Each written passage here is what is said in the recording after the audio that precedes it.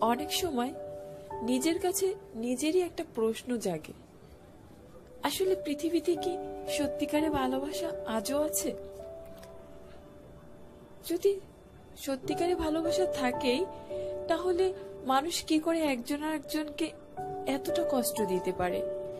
কি করে একজন তার ভালোবাসার মানুষটিকে মুহূর্তের ভিতরে বুকে টেনে নিয়ে আবার মুহূর্তের মাঝেই তাকে ছুড়ে দিতে পারে? আসলে পৃথিবীতে দু ধরনের মানুষ থাকে। একদল মানুষ থাকে যারা শুধু ভালোবাসা নিয়ে খেলা করতেই জানে, তাদের কাছে ভালোবাসাটা শুধুই খেলা।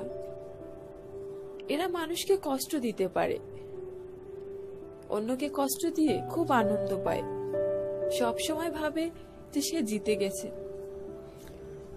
কারণ সে অন্যকে কষ্ট দিতে পেরেছে, তাকে কেউ কষ্ট দিতে পারেনি। আরেক দল মানুষ থাকে যারা সব সময় নিঃস্বার্থভাবে তার ভালোবাসার মানুষটিকে প্রচন্ডভাবে ভালোবেসে যায়। এরা কখনো তার ভালোবাসার মানুষটিকে কষ্ট দিতে চায় না, এরা কখনো চিন্তাও করতে পারে না তার ভালোবাসার মানুষটিকে কষ্ট দেওয়ার কথা। যারা সব সময় এটা ভাবে যে তার ভালোবাসার মানুষটিকে কষ্ট দিয়ে সে জিতে গেছে, তারাই সত্যিকার অর্থে ভুল। কারণ ভালোবাসার মানুষটিকে ধোঁকা দেওয়া মানে তাকে হারানো না, নিজেকে হারিয়ে ফেলা, নিজেকে ঠকানো।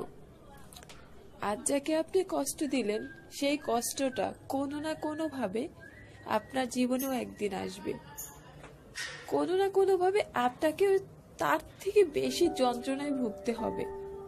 সে যতটা না আপনাকে মিস করত, যতটা না আপনার দেয়া আঘাতে কষ্ট পেয়েছে, তার থেকে অনেক অনেক গুণ বেশি একদিন আপনাকে কষ্ট পেতে হবে। আর যারা নিঃস্বার্থভাবে ভালোবেসে যায়, তারা যদি ভুল মানুষকে ভালোবেসে কষ্ট পায়, তবুও তাদের জীবনে একটা সময় এমন একটা মানুষ আছে যে কিনা তাকে প্রচন্ড ভালোবাসে, তারা সারা জীবন ভালো থাকে।